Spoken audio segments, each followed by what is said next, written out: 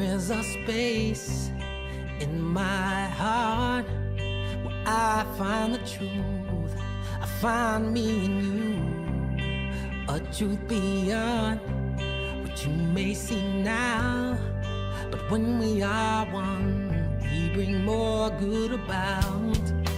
No matter who or what you call yourself or where you come from, yeah, there is a place in this world with open arms right now.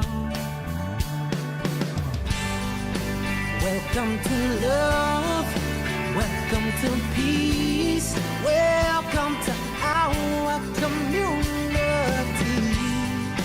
Be who you are, let your light shine.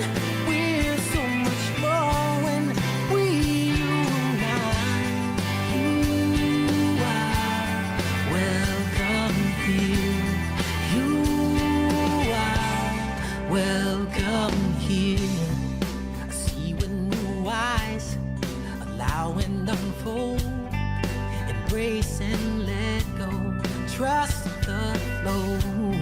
There's a freedom in love when you follow your heart. Together we are stronger than we could ever be apart.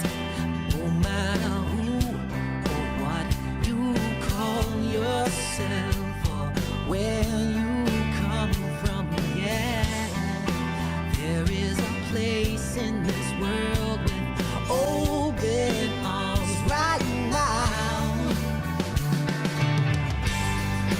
Welcome to love, welcome to peace, welcome to our community. Be who you are, let your light shine. We're so much more when we unite. You are welcome here. You are welcome here. Breathe in and out, slowly feel all that's around you, all that you feel, all that you know. Let it go. Welcome to love, welcome to peace, welcome to our community. Be who you are, let your light shine. We're so much more when we unite. Yeah, when we unite. Oh, we unite. Yeah, yeah, when we unite. Yeah, yeah, You are welcome here. Love is welcome here. Peace is welcome here. You are welcome here.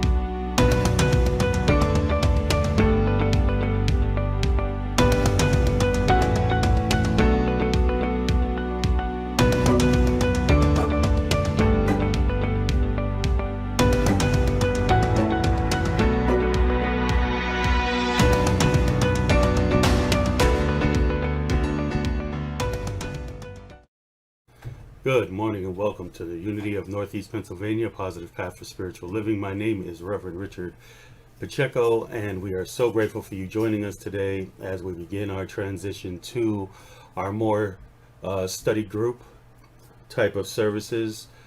Today and next Sunday will be the last two official service lessons, so to say. Today I'll be talking about spiritual bypass, and next week probably give an overview of what unity is and what our belief system is. Just as you move into your study group, you can take those, today's lesson and next week's lesson, and put that to use as your foundation toward what you'll be studying. One of the books that I heard that are going to be done is Finding Yourself in Transition.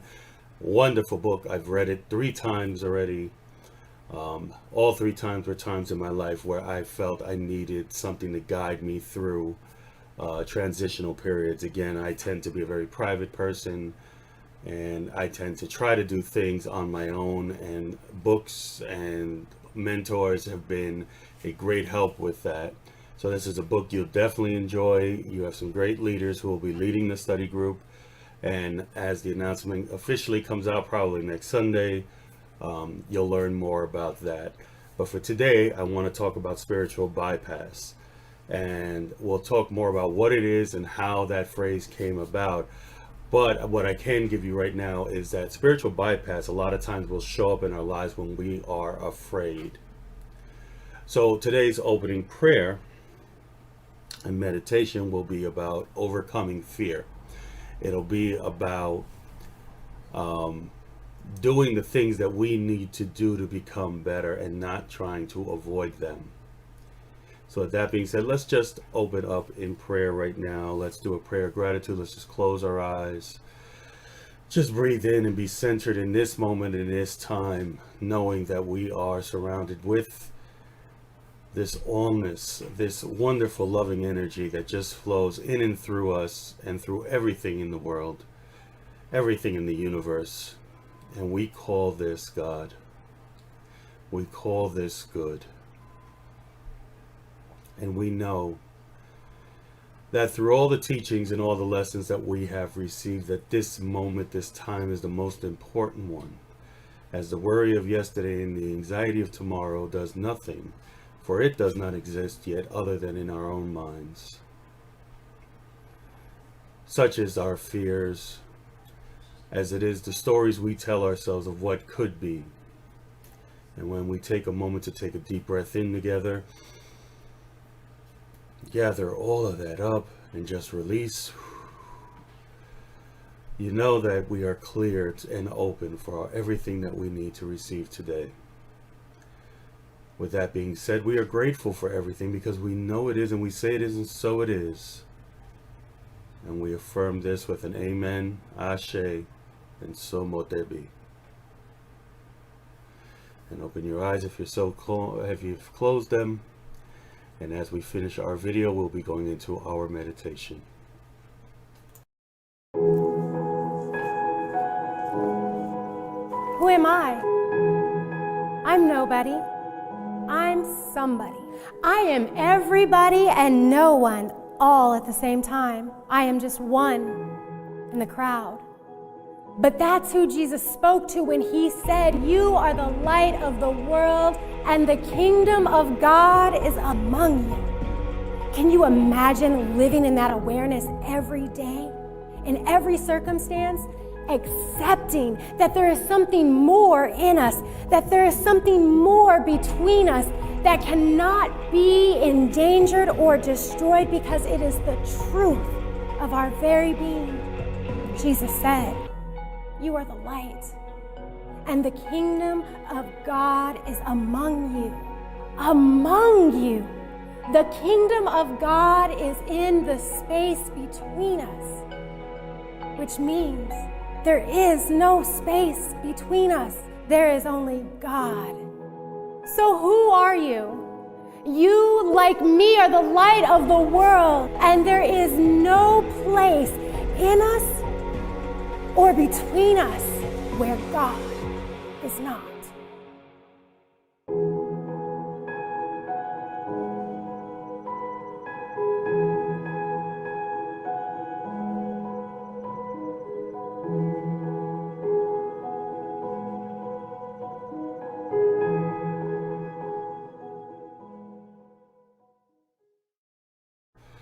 I hope you enjoyed the video as we begin to move toward our meditation. And just quickly, not many announcements. As we know, we talked about that next week will be the last official lesson plan, as we normally do, as you move into more of a study group with some great people talking about a wonderful book.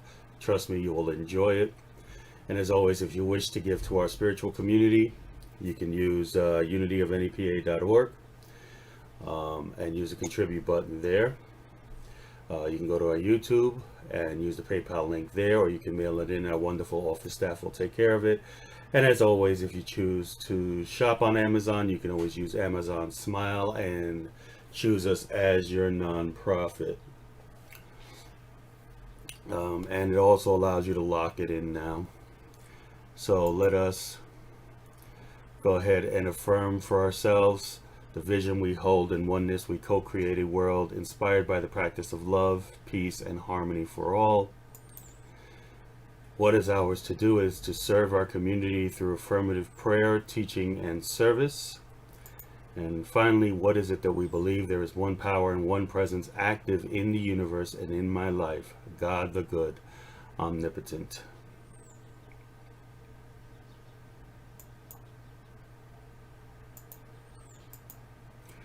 And with that being said, let us move into our meditation period. And as I said, we're going to be focusing on overcoming fear. So let's take a deep breath in and just release it. Take another deep breath in and release it. And finally, one big deep breath in, centering and sitting in and becoming more centered into this moment this time, and releasing.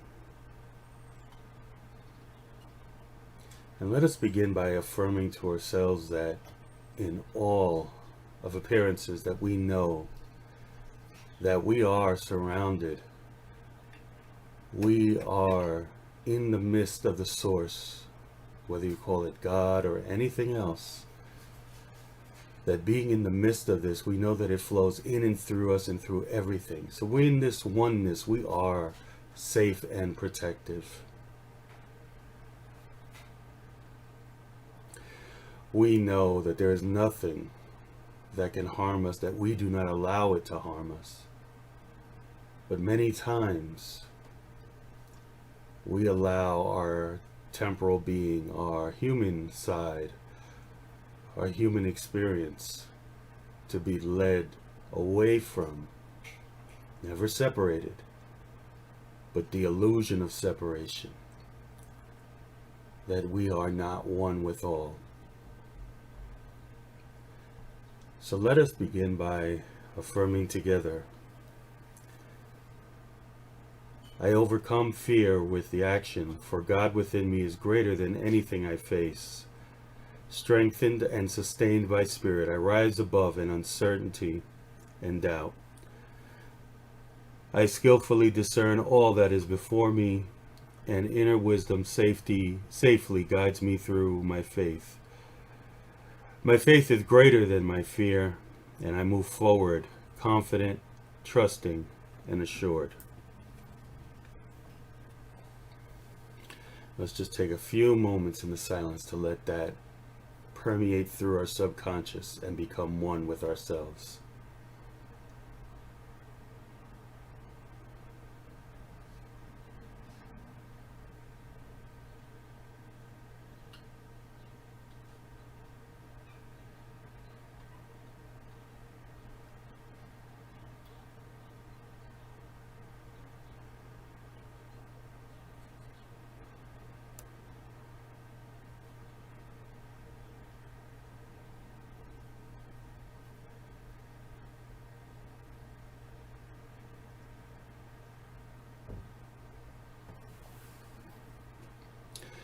Take a deep breath in, releasing that affirmation into the universe so it becomes one with our divine mind. Now let us take another moment to affirm that as I honor the sacred moment, I center myself in the awareness of God manifesting through and as me. I acknowledge that fear is not my truth as I step boldly into the courage and strength that is already within me. Faith fills my awareness and my life deepens into this awareness even deeper and greater ways.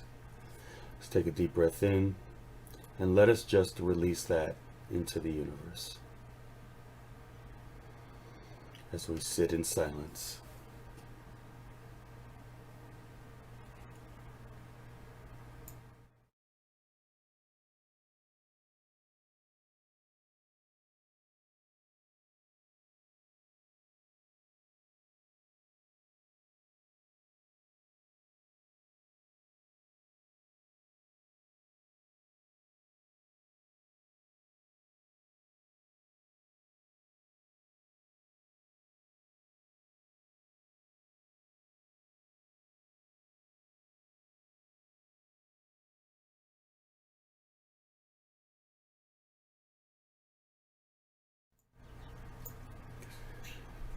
Let's take a deep breath in, again allowing the affirmation to join the divine mind as part of my connection to all that is sacred. And as we release, we make one last affirmation as we move into a moment or a period of silence. And I take a moment of silence to be with my fear. I am imagining a terrible thing in the darkness of my mind. Is it real? Why do I scare myself so? Spirit of truth within me, help me to focus my heart on the presence of light, not darkness. I am secure, safe, and surrounded by love right now. Let's take a deep breath in. Let's release as we enter into the silence for a moment or so. And just feel that love. Scan our body for anything that may be fearful. And allow this substance to flow in and through it and heal it as we begin to release and overcome our fears.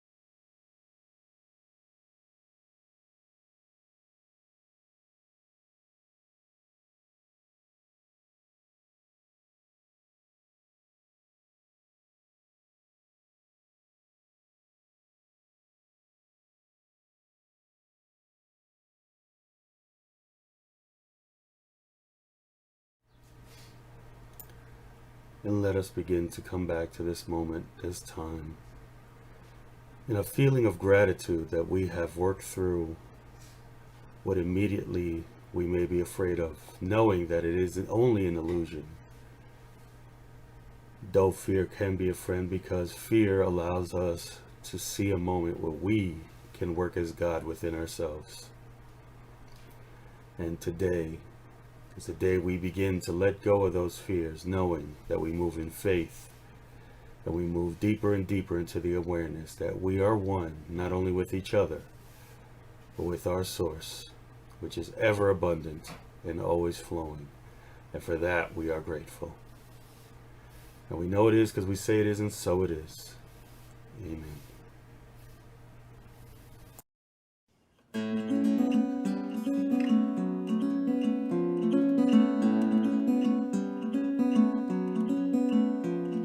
She's a brave soul inside, I'm still longing to be. Buried so deep, she's like a distant memory. She's sick and tired of waiting, holding her breath. Wants to wake up and shake up the life I've got left.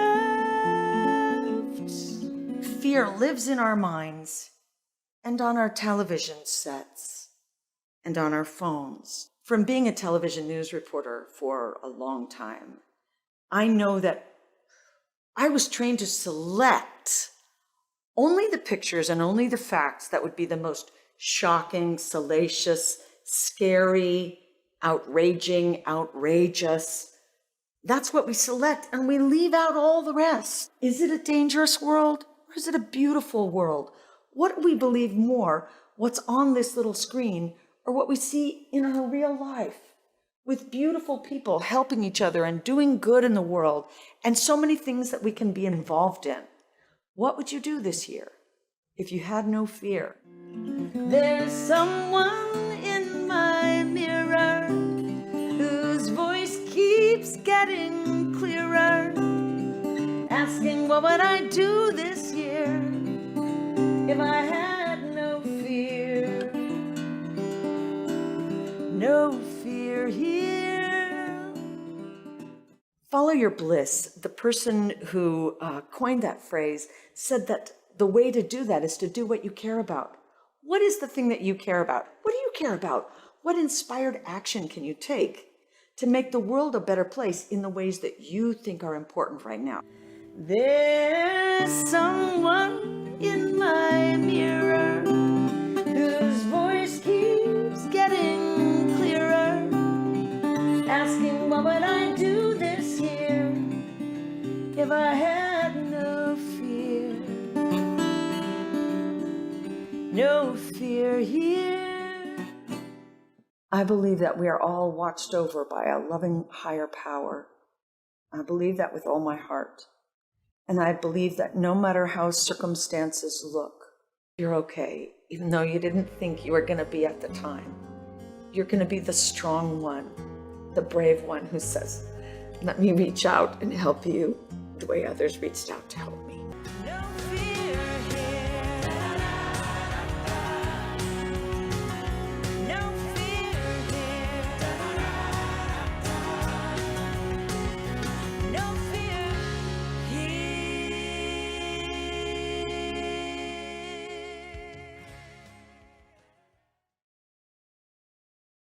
So, good morning once again, and as always, for those who may have joined us late, I want to welcome you to Unity of Northeast Pennsylvania, Positive Path to Spiritual Living. My name is Reverend Richard Pacheco, and as always, I'm grateful for you being here. And today our topic is spiritual bypass. And this one was something that had to come into my life at one point for me to truly understand what my beliefs are and how I can move in the practicum or the practice of practical Christianity. With that being said, let us begin by defining what spiritual bypass is. So the term spiritual bypassing was coined by psychologist John Wellward in 1984. Spiritual bypassing is a term I coined to describe a process I saw happening in the Buddhist community I was in, and also in myself. Although most of us were sincerely trying to work on ourselves, I noticed a widespread tendency to use spiritual ideas and practices to sidestep or avoid facing unresolved emotional issues, psychological wounds, and unfinished development tasks.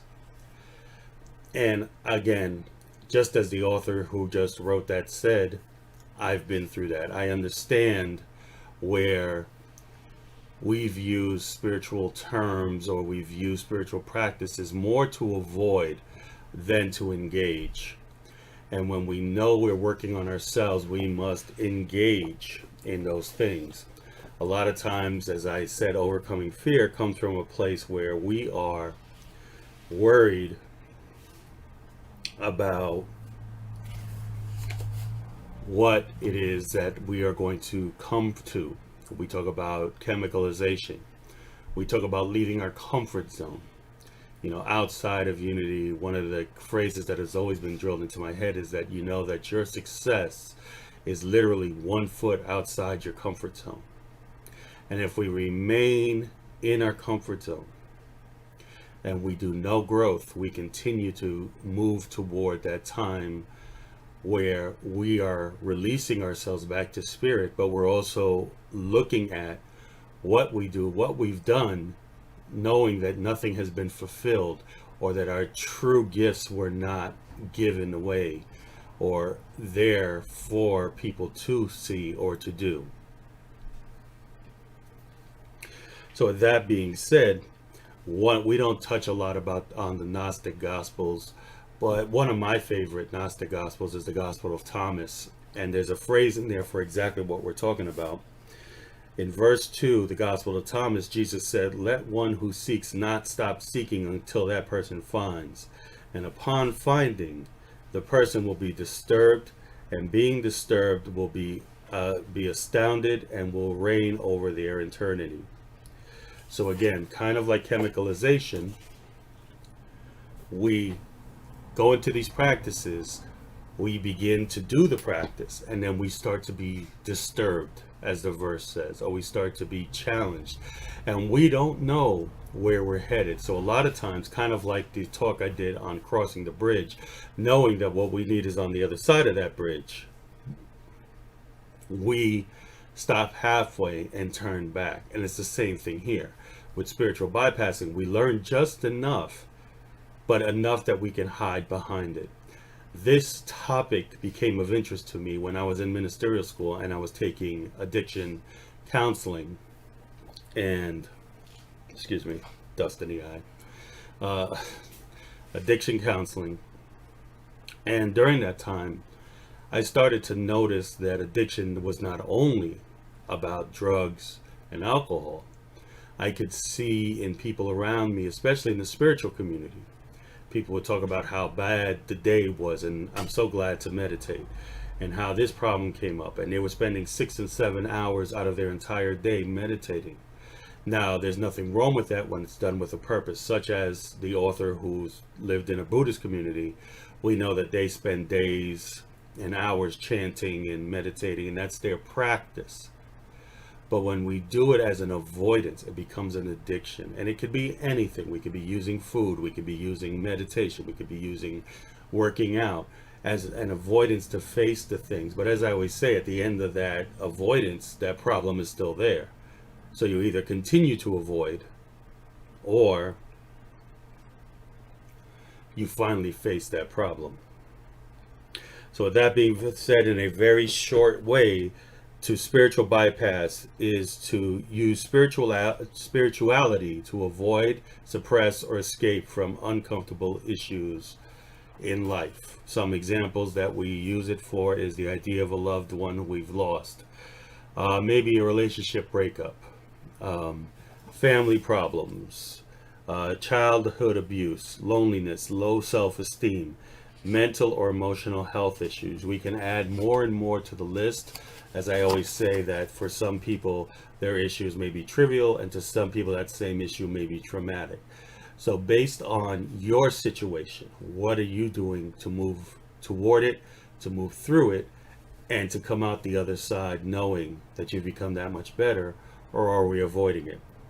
So spirituality can be used to help us stand back up against the face, stand up again to face life's turmoil. So we know that spirituality, one of the biggest things in our lives is taking responsibility. When we look at Unity's principles, we look at any new thought principles and a lot of other traditions, the first step is taking responsibility. We're not putting the responsibility on something outside of ourselves. We're bringing that responsibility in. So we know that spirituality helps us move through.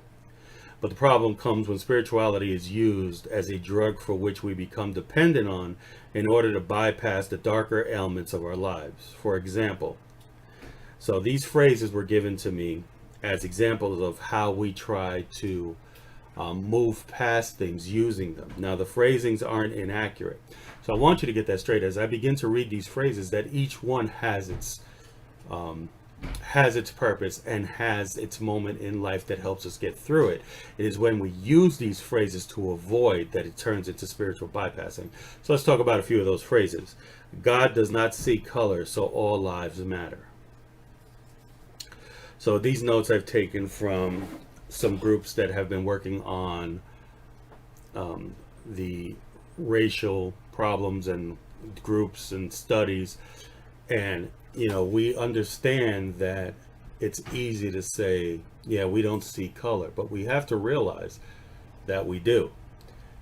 And in those colors is a beauty, because each color brings its own culture. Each culture brings its own education, something to learn from.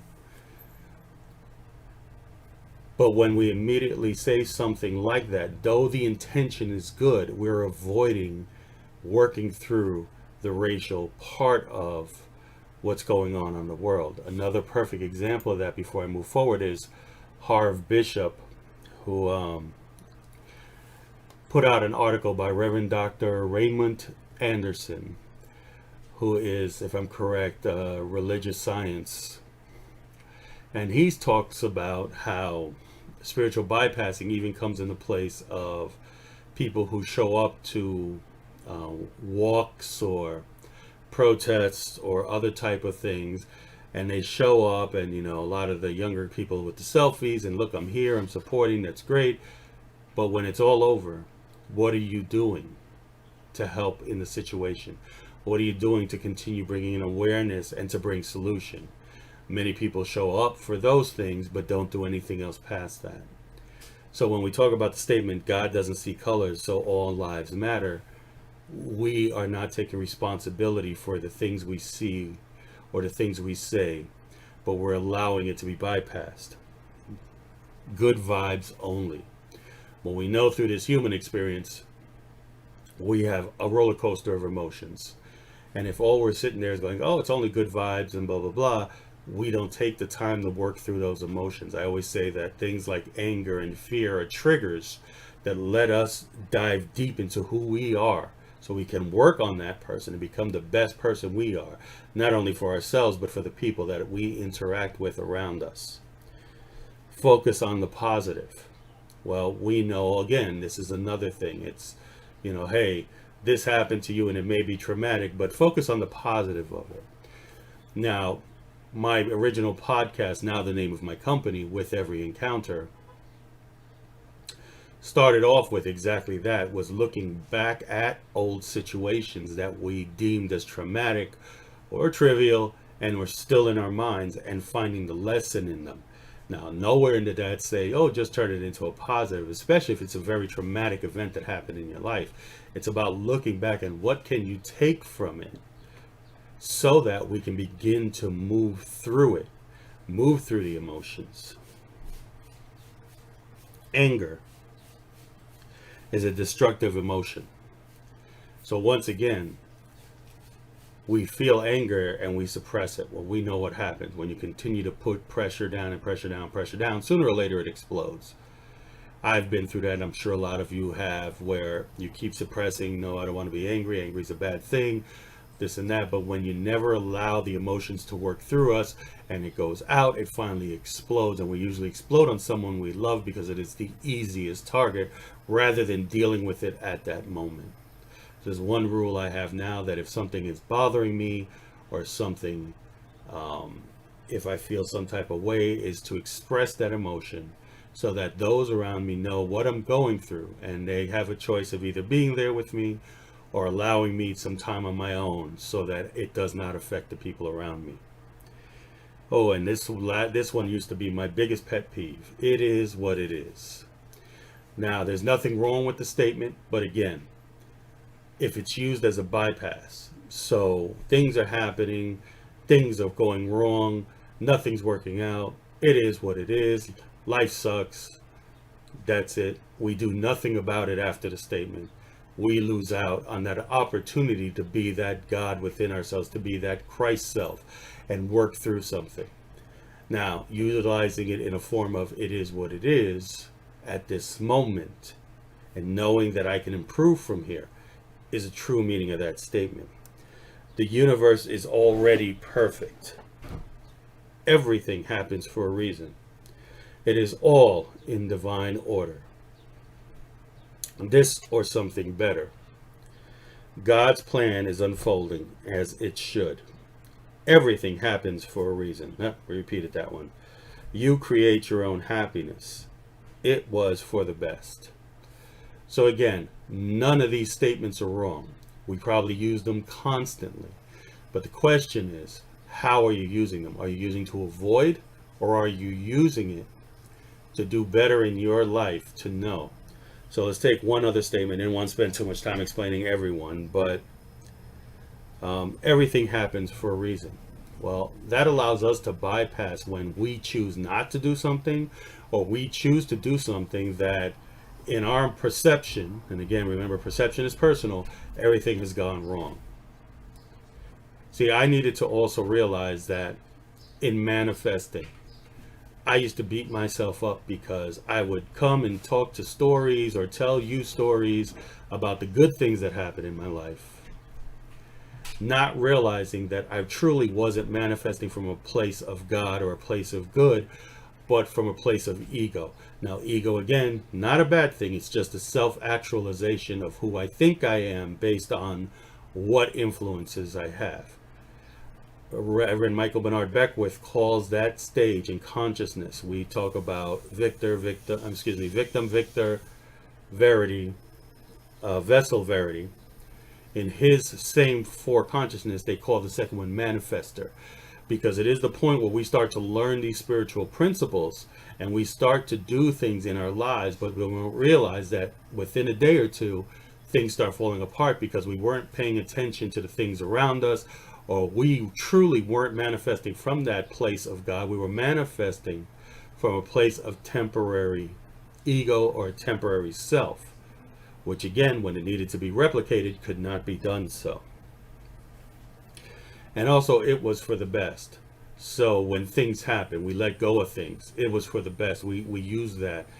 But how many people realize later that the decision they made was an emotional one and it wasn't for the best? But it's easy to say it was for the best so that we can move past it and not do anything about it. So, with that being said, I hope you find yourself thinking at this moment, what phrases or what things have I used to bypass things? One of the ones that for me that came up in Unity was everything's in divine order. Well, there's some truth to that statement in all things. But to understand that statement, you have to understand what divine order is.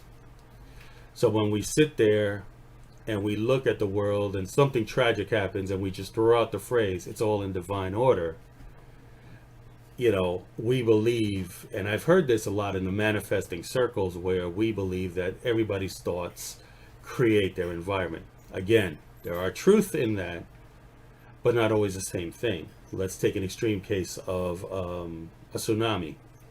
As devastating as it is, takes out people. I can't sit here and believe that everybody thought of a tsunami at that same point, creating this energy that created a tsunami and took out half the population. And then we would bypass that by saying, oh, it was all in divine order. It happened for a reason. It was for the best. Because we don't want to face what may have caused it, or maybe it was just nature's causation. We don't know. And a lot of times that's what it is. It's that fear of the unknown that causes us to bypass. So I've also heard divine order in a lot of things. Now let's flip that into being an affirmation. So recently I was on a video call, and in that video call we had some challenges. Well, I didn't. I wasn't running the video call, but the people were. And one of the ministers turned around and said, when the person was like, I'm sorry, I'm technically challenged, but she goes, no, it is all in divine order. Take a breath. What she was doing was affirming that from this very moment, as I say in my meditation, this is the only moment that counts. We are affirming divine order. Now, divine order is knowing that God or source is our first principle. It is the main principle. So all flows from there. So when we talk about our subconscious, we filter everything through that program. So we talk about an idea that's created within the God realm or the spiritual or divine realm. It is then brought into our subconscious. It is then filtered into our conscious and into expression. So when our subconscious is programmed with what society has told us it needs to be, rather than who our true selves are, we express in a way that is based on our fears or based on our programming, as opposed to when we go from the divine mind into the Christ consciousness, into our subconscious, which has been worked on, been pured, and released to express. Then we release and express what is truly divine. Those who have ever practiced Ho'oponopono and say, that maybe it doesn't seem to be working, is because it works in the exact same way. Ho'oponopono believes that from the source, the one, the blank slate, we get our information. That goes through our self-conscious. So when we do the 4-part prayer, we are cleaning the self-conscious, because whatever that idea is, it triggered something in our self-conscious that did not allow for us to see the good, or did not allow for us to see what is possible. In the 7 spiritual laws, the first law is the law of potentiality. What is it that we are potentially divinely driven to do? So when we think about divine order now, divine order is taking that moment, centering into that God center, tapping in using our Christ center, allowing it to come through, and allowing that good to be expressed into the world. Now again, that could work 2 ways, because again, if we're going through our self-conscious, we're going through that temporary self and allowing that to come out, then it can be interpreted as divine order. But it is not truly divine order. So let's look at a few ways that we can work on it. That we can work on divine order. So one is we want to cultivate an open-minded attitude. You need to be willing to be wrong, misguided, or totally off the mark without the willingness. Without that willingness, you are fooling yourselves. Remind yourself it's okay to be imperfect. We all are.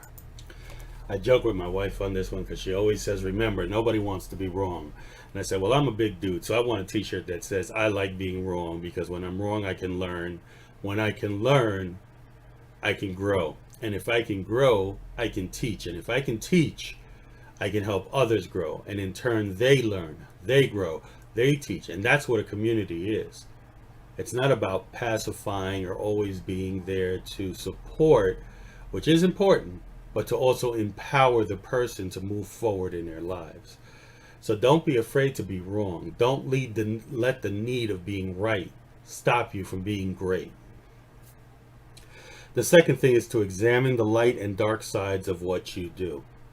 There is a light and dark side to everything. For example, if you follow a spiritual teacher that you know, love, and adore, and create a hypothetical situation where the teacher betrays your trust or does something against your ethics, what then? Listen to your doubt in intelligence. Blind faith creates sheep, not a self-sovereign wolf. Dare to look at both sides of life. Honor the yin and yang of existence. And had a recent conversation about that, how the feminine and masculine energies, we tend to kind of push to one side of one, and there's also a toxic side to everything. I was guilty of that for many years, where I would look at a teacher or look at a minister or look at someone in my life who was a teacher, and I would put them on a pedestal. And when they messed up or did something, I felt betrayed. So I know what it is to be on the other side the same way, because what it is that we're being challenged to do something, and part of our ego says, you know what, I don't want to do this. This is scary. We're comfortable here. I don't want to do anything more than that. So we put these teachers on pedestals, and then we feel betrayed. But in reality, what we need to do is look at, when we feel that way, is what is it inside of us? What were we afraid of? And that we have to realize that other people are just like us. They have fears, They have things they need to go through. And we need to realize that they are going through a human experience as we do. They just did a little more work to help us move into where we need to be. And as I always say, we all have our specific gifts. So I may have gone through ministerial school to become a reverend, but your gift may be to go and learn something to teach us from your area. And together we create that community. Dare to face your cognitive dissonance. So let's define that. Cognitive dissonance, is a state of being where a person's belief or behaviors do not align. Those who carry a lot of cognitive dissonance tend to explain away their behavior or that of others and live in denial. Facing the truth is too painful, so reality is avoided and false reality is created instead. So again, we say we live a certain life, but we do something different.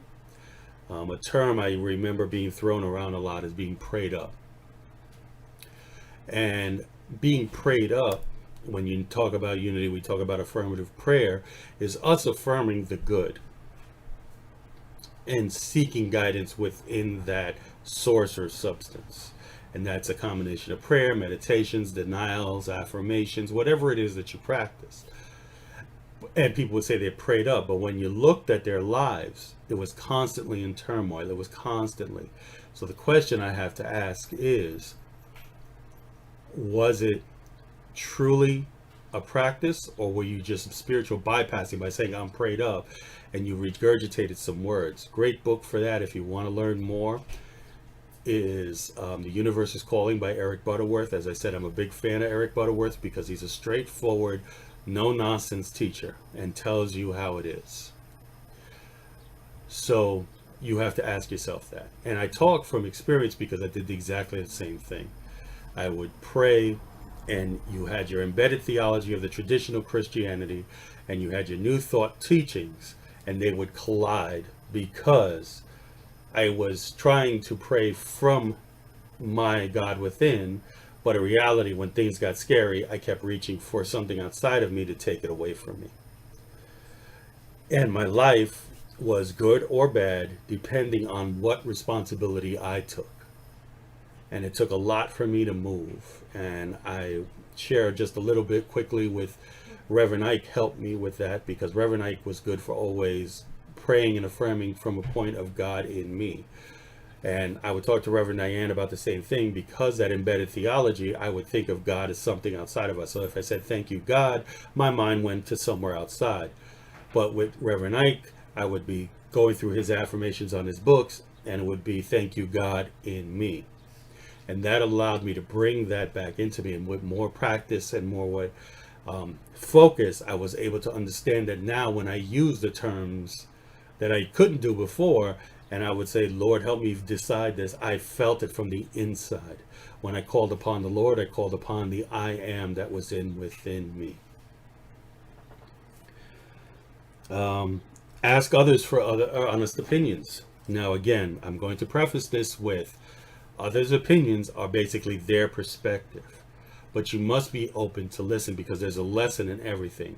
Trust me, even when I've gotten some negative feedback, I may respond a certain way, but I'm always taking that feedback and running it through my head, through my filter, going, hey, is there something in this message that I need to actually hear? And my first instinct was to protect against it. And then I work through it. So again, from the author, if you have any close friends or families who you have healthy, respectful relationships with, talk to them about the topic. Ask them if they've noticed any spiritual bypassing tendencies within you. Brace yourself and your ego by taking a slow, soft, deep breath for their response. If at any point you feel overwhelmed with an emotional like anger or defensiveness, thank them and tell them that you need a minute or two to process what they've told you. Feedback from other people who genuinely care about your well-being is invaluable. So again, we look in the mirror, and sometimes we still create the illusion of what we see in that mirror. But by asking someone who truly cares about us, who truly wants to see the best in us, and again, as I say, as the author said as well, brace yourself, because it is going to come from their perspective. So when someone tells you that you're doing something wrong or that, it's coming from their opinion. Now, does it necessarily mean they're 100% right? No. But I guarantee you that somewhere in that message, there's something you needed to hear. And there's something that you can work on to become that much better. Finally, face and feel your pain. We use spiritual bypassing to help us avoid facing painful emotions such as grief, shame, rage, hatred, and terror. Everybody wants to enjoy a sparkly spiritual high. And they avoid the work and keep using spiritual bypasses. But the fact still remains that the pain needs to be dealt with sooner or later. So again, when we look at things like this, we need to understand, as I always say, and this is something I gotten from Reverend Ogun, is that every time we become angry, every time we feel fear, every time we have a fear there's something we need to talk about, a lot of that comes from a place of where we need to work. Something that triggers us inside. It's an opportunity to be God in our lives, to heal that. But if we're always running from it and bypassing it, then we never get the work done that we need to do. So ask yourself today, are you looking for a spirituality that's nothing more than rainbows and unicorns and fluffy candy all around you all the time to hide the fear and the emotions? Or did you come to unity? Did you come to a spiritual community to become the best you can be? So remember, you still have to work through it. We still have a human experience. You still have to face it. Take responsibility. Be the best person you can be. Work through some of this. Take one of the things that I've given you and work it this week. Face something. So again, let me just quickly go through this. Again, cultivate an open-minded attitude. Examine the light and the dark side of what you do. Dare to face your cognitive dissonance. Again, when your person's belief and the behaviors don't align. Ask others for honest opinion and face and feel your pain. Go through this, grow spiritually, and know that you're loved and supported. So again, I'm always grateful for being here. This will be the second to last lesson that I'll be doing as you guys move into more of a spiritual study group. As I said, the book Finding Yourself in Transition is a wonderful addition to anybody's library. It is very powerful, but again, it's about putting the practice in there. Don't spiritual bypass the chapters. Do the work, even if it is for 7 days, and you'll see the differences in your life. So with that, let's go ahead and take this time now to celebrate our lesson, to celebrate our new knowledge, and practice in the law of giving and receiving as we hold our gifts in our hands and say, divine love as me blesses and multiplies all that I have, all that I give, and all that I receive. And we see the gifts that we have received in an area of gratitude, going out and doing the work that it's meant to do. Take a moment to bless our children. As we say, we bless you, we love you, and we see the divinity in each of you, and we see you doing wonderful and great things. And finally, the prayer of protection for ourselves and our affirmations. The light of God surrounds me, and we affirm that I am light. The love of God enfolds me. I am love. The power of God protects me. I am power. The presence of God watches over me. I am presence. Wherever we are, God is, and I am divine. And so it is. As always, I am truly grateful for you being here and for joining us. Again, next Sunday will be the last Sunday in the lesson series, as you will be moving into more of a study environment with the book Finding Yourself in Transition. So with that, as always, if no one else has told you, I love you and there's nothing you can do about it. I bid you namaste, as that big, beautiful divinity in you is recognized by that divinity in me. And I will see you guys next Sunday.